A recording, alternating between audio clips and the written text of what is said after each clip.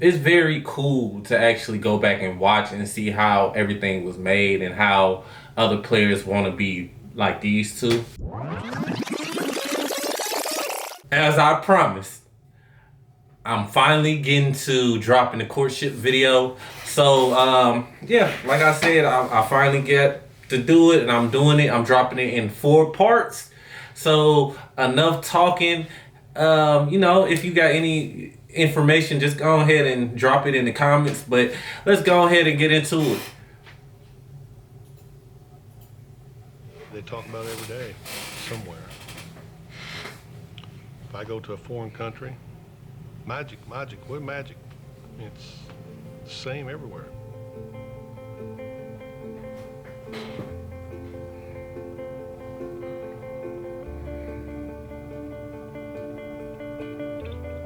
Not Larry Bird. We don't have to see each other. We don't have to say hello. We don't have to call each other.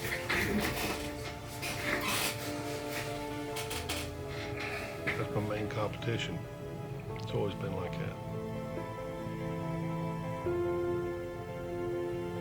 You know you got this tight bond with this cat, and you don't have to see him for a year or two.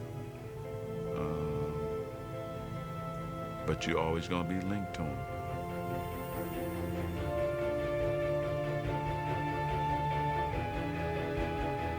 We got this connection that's never going to be broken. I mean, right to our graves. They'll be talking about this 100 years from now. I love the graphics.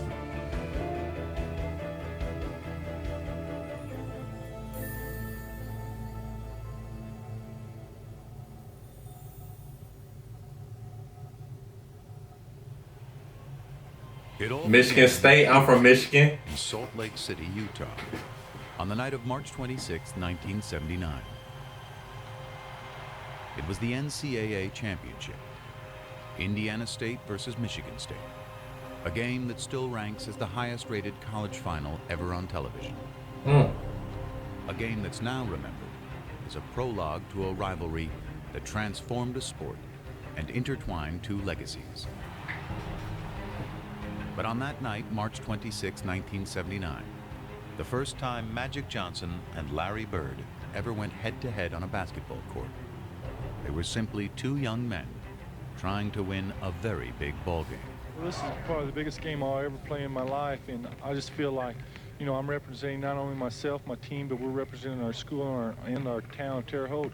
Well, it's a dream come true, really, for me. I won the state title back in my home state, and then my next accomplishment was going to the NCAA and playing in a game like tonight in the finals. They were two stars thrown together by the cosmos to compete, but only one of them had been groomed for the spotlight. In his case, it seemed since birth. I think his upbringing in East Lansing really put that smile on his face in the beginning, and it never came off. Born August 14th, Magic from Michigan. Irvin Johnson grew up in Lansing, the gritty industrial capital city of Michigan. Raised under this little roof, he was one of Christine and Irvin Johnson Sr.'s 10 kids. Christine was a school custodian, while Irvin Sr. worked 2 jobs nearly around the clock. My father, he got up early every morning, 6 o'clock or so, and he went to work on his trash hauling truck every single day. Around noon, he would come home, catch a nap, and then he worked for General Motors for 30 years. And he won an award for never being late and never missed a day. As a youngster, Irvin displayed his own strong work ethic on the blacktop. I was out there all day long. Before we went to school, Like every kid. First leave at 7:30. I was out there at 6:30 working on my game.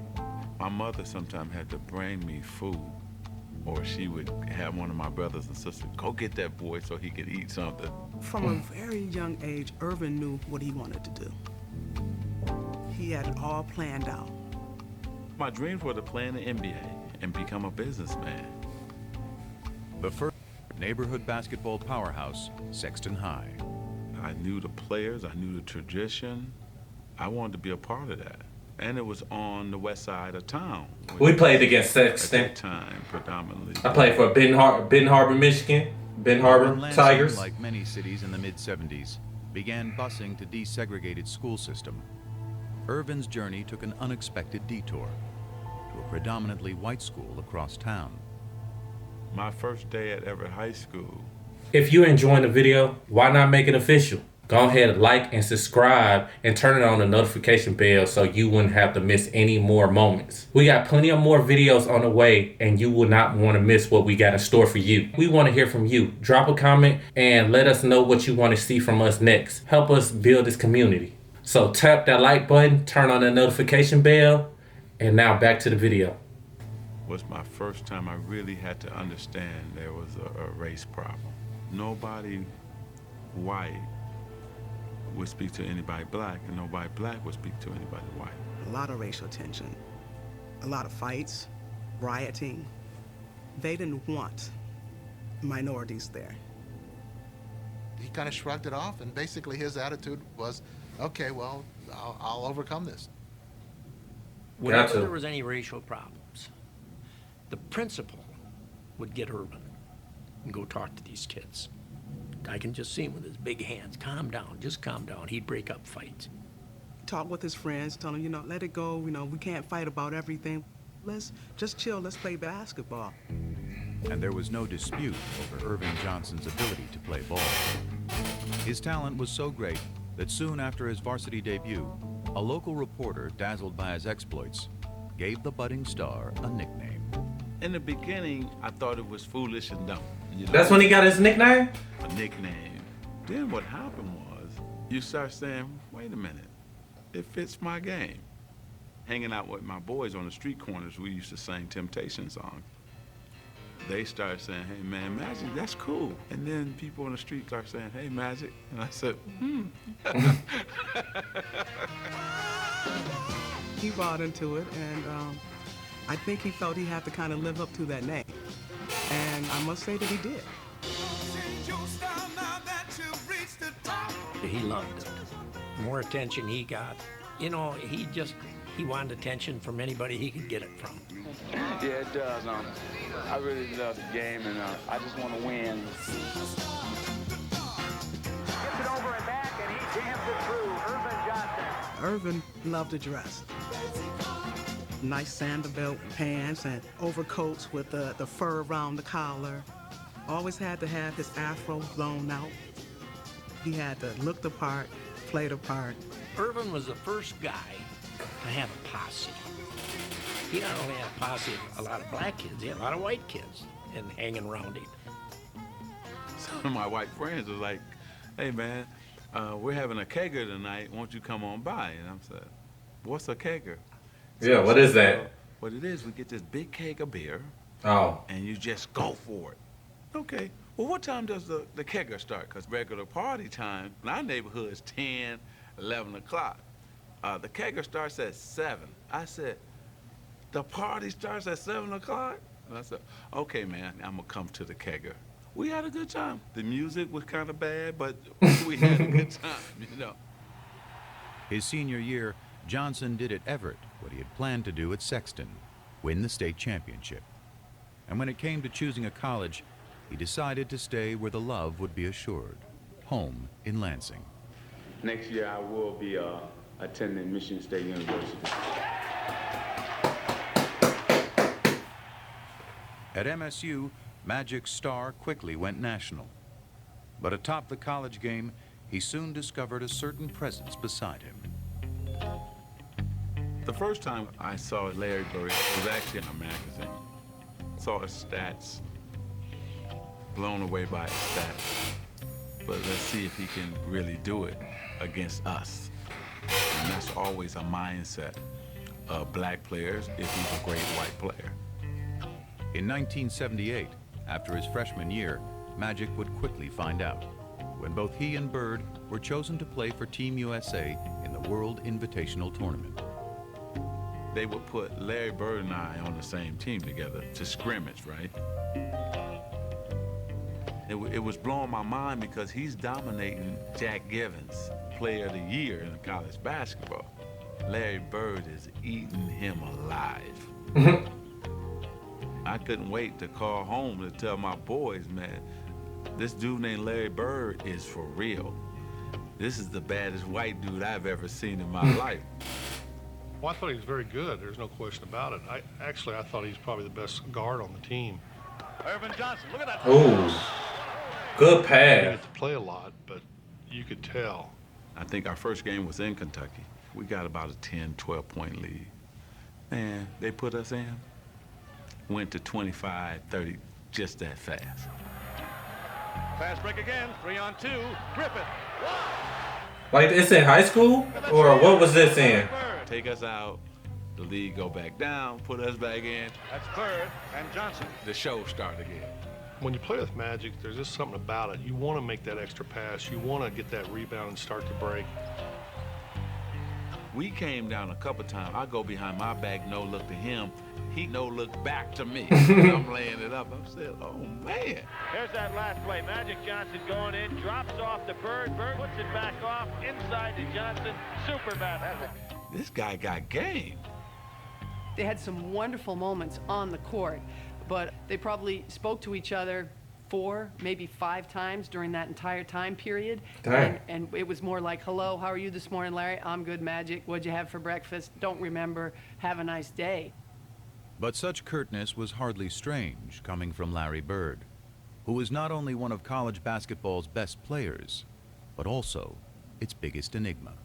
I think he was a mystery to the extent that he wanted to be a mystery. He didn't enjoy doing interviews. He didn't go out of his way to do them. He wasn't particularly good at them. He was kind of like, hey, this is who I am. You want to know who I am? Watch the game. That's who I am. I start to read materials that you're very quiet and you don't enjoy talking to newspaper people. Well, you know, there's different kind of newspaper people. There's people that try to push you. You know, there's people try to get things out of you. Things don't even pertain to basketball, and them are the type of people I like to stay away from. He didn't want people talking about his family.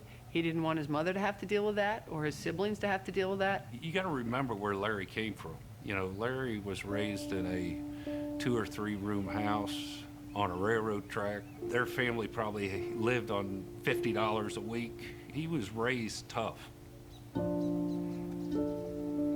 Larry Joe Bird grew up in southern Indiana, in the twin towns of French Lick and West Baden. The Valley, as locals call it, was a tough working-class area. Tiny and remote, it was one of the poorest places in the state. I didn't know that people made millions of dollars. I didn't know that everybody had a family car. I was in my own cocoon. I was in a small town with the people I knew, and I thought I would live there for the rest of my life. Arriving Pearl Harbor Day 1956, Larry was the 4th of 6 kids born to Georgia and Joe Bird. Early on, he and his older brothers earned a reputation around the valley. We were always considered troublemakers. We're either fighting amongst ourselves or there was always one of us fighting somebody. Larry was always one that kind of instigated. If I get my brother in a fight with somebody his age, I was happy as hell because I like to see him get beat up, and that's just the way it was. If I got in a scrape with some kid and my brothers didn't come to my side, they knew that when he got home, my dad was going to whip him. Larry and my dad were best of friends. They done everything together. When my dad would go out to my grandma's house, Larry would always go with him. They'd go fishing, do a lot of things together. But Joe Bird also had a darker side, stemming from a traumatic tour of duty in Korea.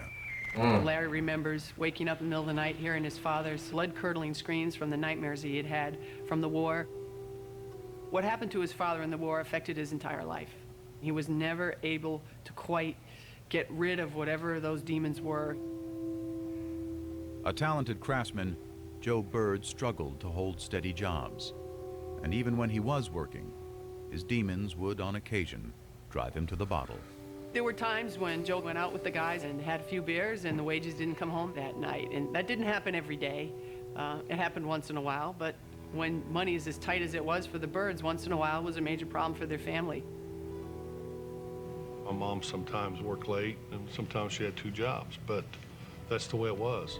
I worked at school during my lunch hours, worked at the local grocery store, put up hay in the summer. I mean, if you wanted money, you had to get it on your own. To young Larry, actions spoke louder than words. He was very quiet, kind of hung to himself a little bit. I saw Larry take an F in an English class because he had to get up in front of his peers and give a speech. He said, I won't do it. But he just could not get up in front of his friends and talk. He was that shy. Of course, next thing you know, when he knew it was time for all of us together at the gymnasium, well, there he'd be. The minute he'd get a basketball in his hand, things were totally different. Basketball was just, it came to me, seemed like easy. I didn't have the quickness, I didn't have jumping ability. I just thought the game out. By his senior year at Springs Valley High, Larry Bird had sprouted into a star. But that shows how he played. He thinks before. Hardly a hotbed of talent in the big-time world of Indiana hoops. The first thing they say, well, they don't play nobody down there. He's from French Lick. They don't play nobody. I think that put a chip on his shoulder, always having to prove who he was and how good he was. He was good enough for Indiana University's Bobby Knight to come calling late his senior year. Bobby! And folks in the Valley couldn't have been prouder. Their local hero was heading 60 miles north to play ball for one of the best college teams in the land. Once I got to IU, it didn't take long to realize that I was out of my cocoon. I had over 30-some thousand students, that I didn't have the funds. First week and a half, I thought, man, this ain't gonna work. He left after 24 days. Let my mother down. She didn't talk to me for 2 months, but it didn't matter what other people said. To this day, I don't care. That he left? Back in French Lick, Bird took to working for the city, hauling trash and painting park benches. Meanwhile, by that winter, his father's demons had taken him to an even darker place.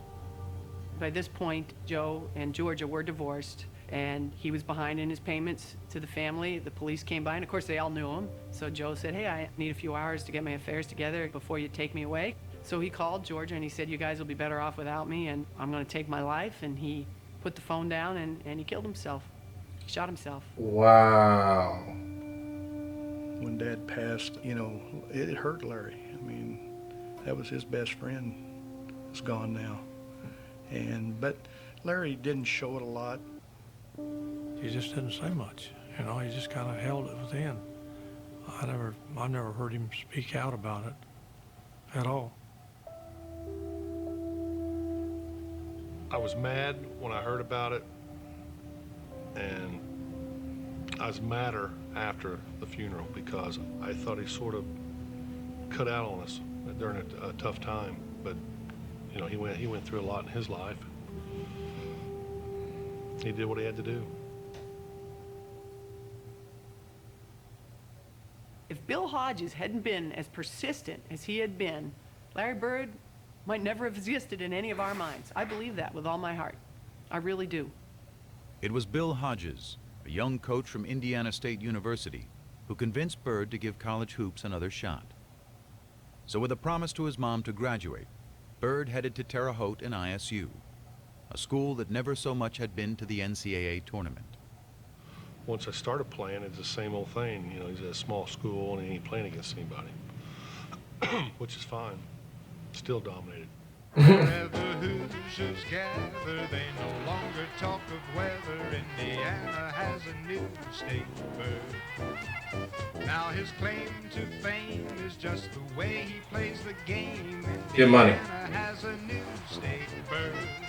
It's not the Cardinal now. Hey Larry, take a bow. Indiana has a new state bird. By the time he had led tiny ISU as a senior to a 33-0 record and a spot in the '79 title game, Larry Bird had become, alongside Magic Johnson, the talk of college basketball. Just a year after sharing the court on Team USA, they were back together. And the day before the big game, Magic couldn't wait to greet his old playmate. Indiana State was on practicing, and we were waiting in the tunnel. We got there early. I wanted to definitely say hello to Larry, you know. When Larry. It was like nobody would say nothing. I wanted to go toward him, like his guys, like made sure that he didn't say nothing. And then they kind of start snickering like, Michigan State, you in trouble. We're going to kill you guys tomorrow. I probably did snub him. I don't remember it, but I'm sure I did. I didn't want any, you know, like I call it love fest, hugging and slapping high fives with opponent. You're there for a reason. You're there to win a game. That just said it's on now. It is Indiana State against Michigan State. I'm Bryant Gumbel, and the fans here are going bananas.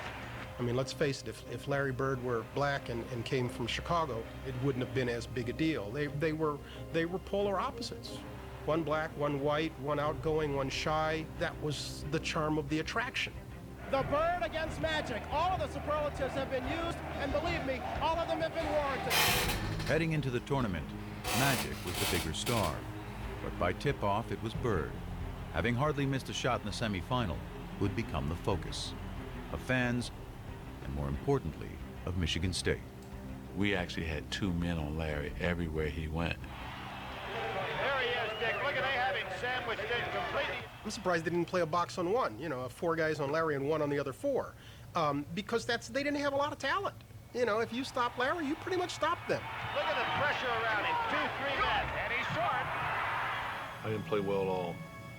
Biggest game of my life, I didn't play well. Oh, dang. I think our length and our size, our jumping ability was able to bother him.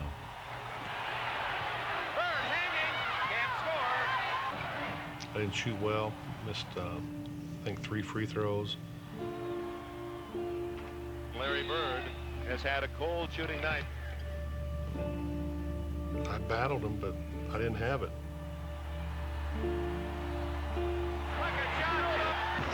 Mm. Reloaded the pass. It's all over. Michigan State University, national champions, 1979. Magic, not only were you a leader on offense, I thought you did a great job on Larry Bird in the zone, denying him the ball. Yes, Coach gave us a good game plan to go against Larry Bird, and all we had to do was go out and do it. That's what we done. When did Tom Izzo become the head coach of Michigan State?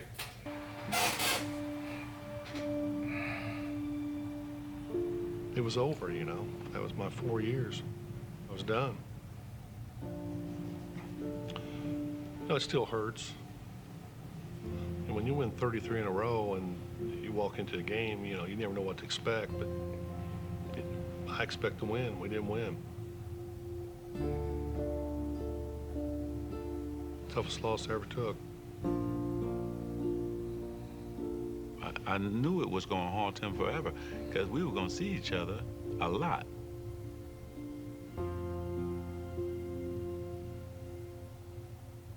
The National Basketball Association, in its 33rd season, is troubled by diminishing crowds and declining television ratings, signs that fan interest may be waning. If college basketball was flourishing at the end of the 1970s, the pro game was crumbling. After the golden era of Bill Russell and Jerry West in the 1960s, a merger with the ABA in 1976 had led not only to new teams, but a new temperament. It was a new league with new times, with renegades, with individuals. There was an argument made, plausibly, I think, that it was too black a league for the United States of America in the late 1970s. You think about the Knickerbockers at the time. The running joke was it was the Knickerbockers. You know, that's what it was. It was the N-word. It's turning off a lot of white customers that are coming to the game, you know. Why?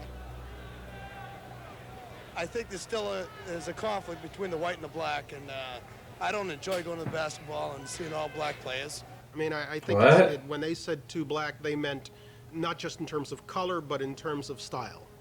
Let me get mine, and the hell with yours. Basketball for us was about the best moves. You wanted to be that big player that everybody talked about. You wanted to be the one.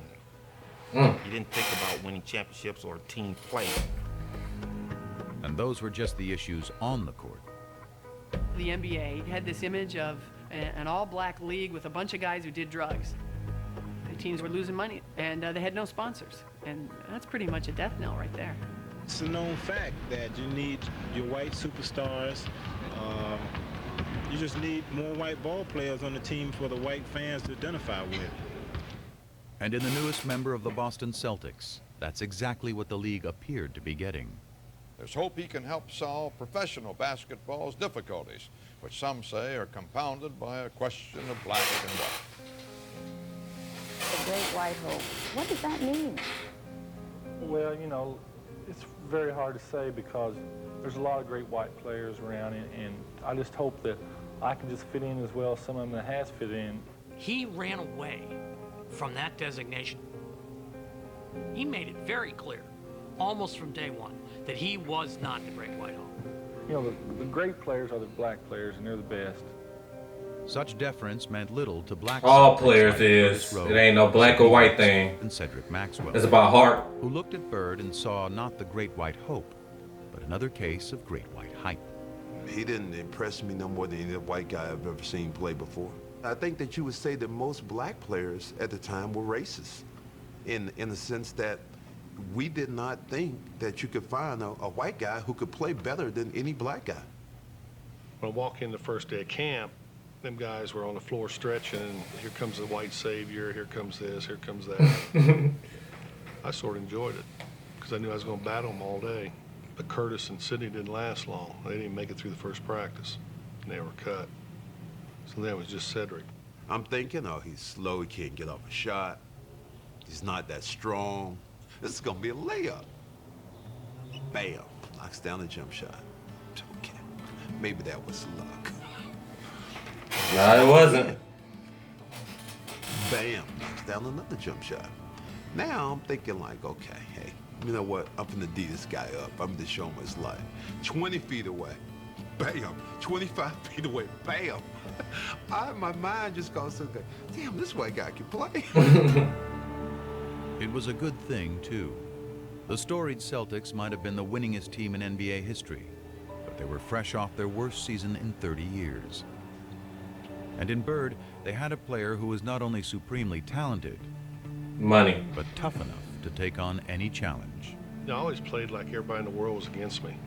I thought everybody was against me. I used to think up things to get me rattled before a game. He knew how to fight. Dang, they was fighting. I know that from off the floor. One night, somebody was giving one of his buddies a hard time, and Larry went over and, said, hey, this is my friend, and this guy was a pretty good-sized guy. By golly, they go out back, and the guy turns and says something to Larry, and Larry hit this guy, and I caught him.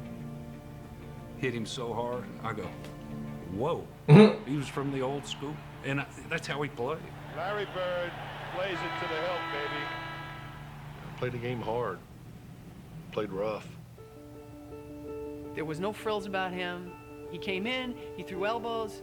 There was nothing smooth about Larry. New Englanders like play that. hard. Hard-working people. They like that. That's how people view them, and that's what Larry was.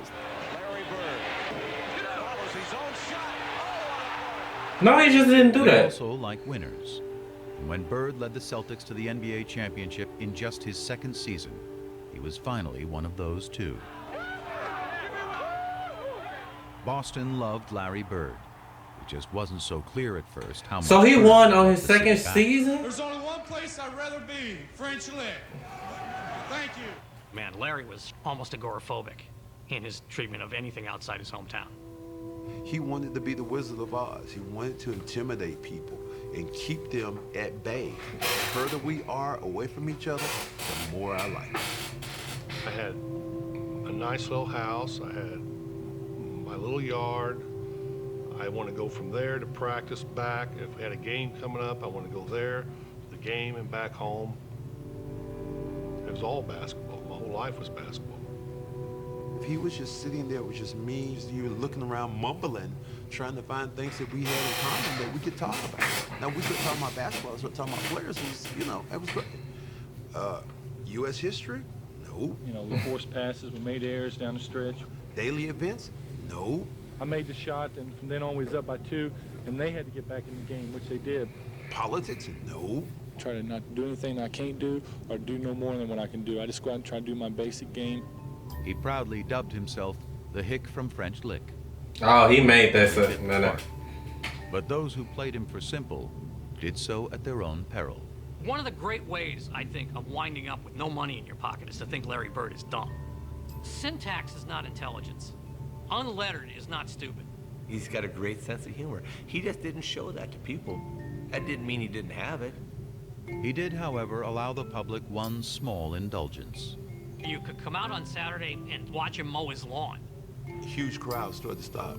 Larry Bird's cutting grass in front of his house. So he's mowing his lawn in the springtime. Larry is about doing things himself. And I think it's one of the things that made him so beloved in Boston. But as Bird navigated through his new world, he still had one eye fixed on a familiar foe in a faraway land.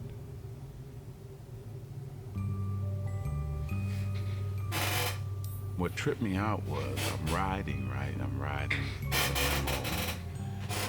I'm seeing orange trees and lemon trees in people's front yards. I said, stop, I gotta go pick an orange. Are you crazy? I said, no, I gotta do this. And so I ran up like a scared little kid, grabbed the orange and ran back to the lemon. I'd never seen an orange tree. I'd never seen a lemon tree. I was fascinated. When 20-year-old Irvin Johnson arrived in Los Angeles in the fall of 1979, he was a world away from Lansing, the only home he'd ever known. He was the #1 pick of the LA Lakers, a once dominant franchise stuck in mediocrity. In the stoic Kareem Abdul-Jabbar, the Lakers had talent, was energy.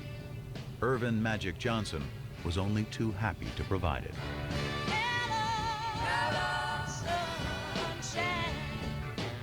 Lit the place up. Changed the franchise, changed the temperament. I changed it from the very first game. Skyhook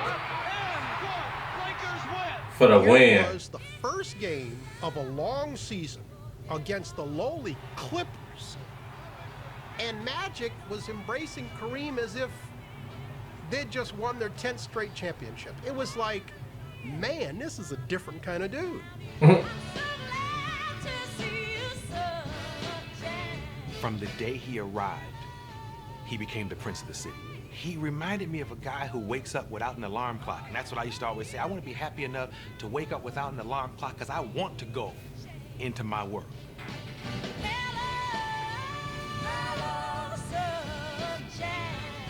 He had it, what it is. As far as I was concerned, the it was not his ability or his size. The it was his attitude, was his leadership, was his mind. I mean, I don't have to talk about Game 6 in Philadelphia. Magic Johnson will shove. In his rookie season, Magic had helped lead the Lakers to the NBA Finals against the Philadelphia 76ers.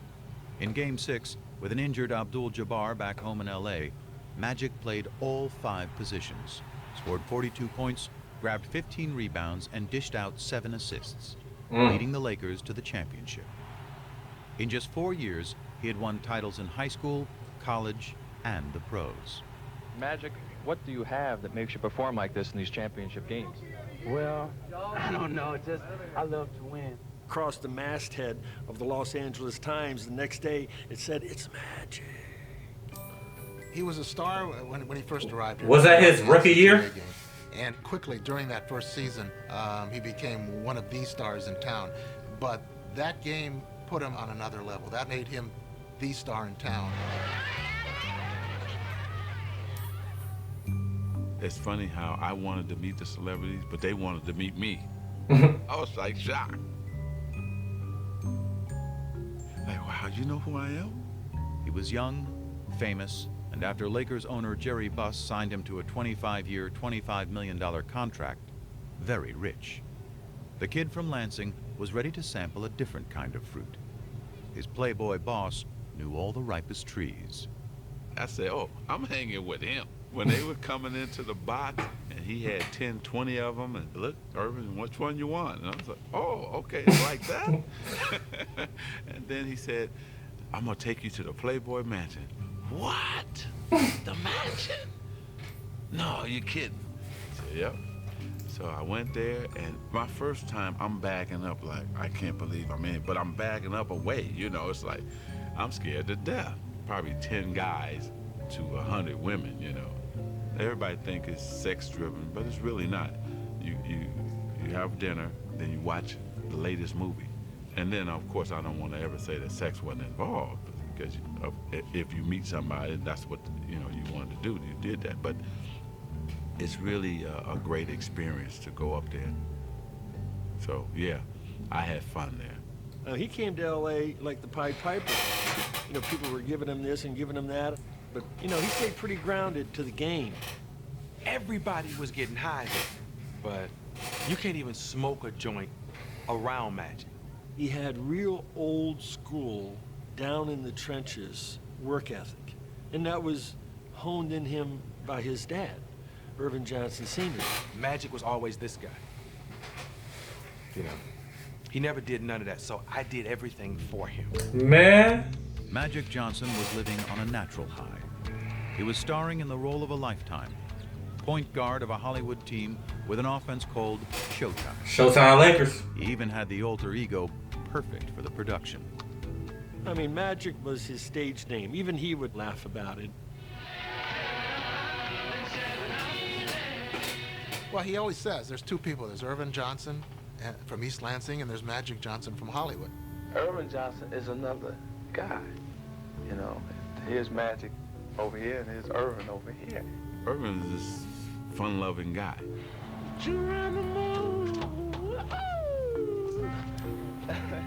Magic was so serious and dedicated to his game, and he was a crazy, crazy competitor and a crazy man.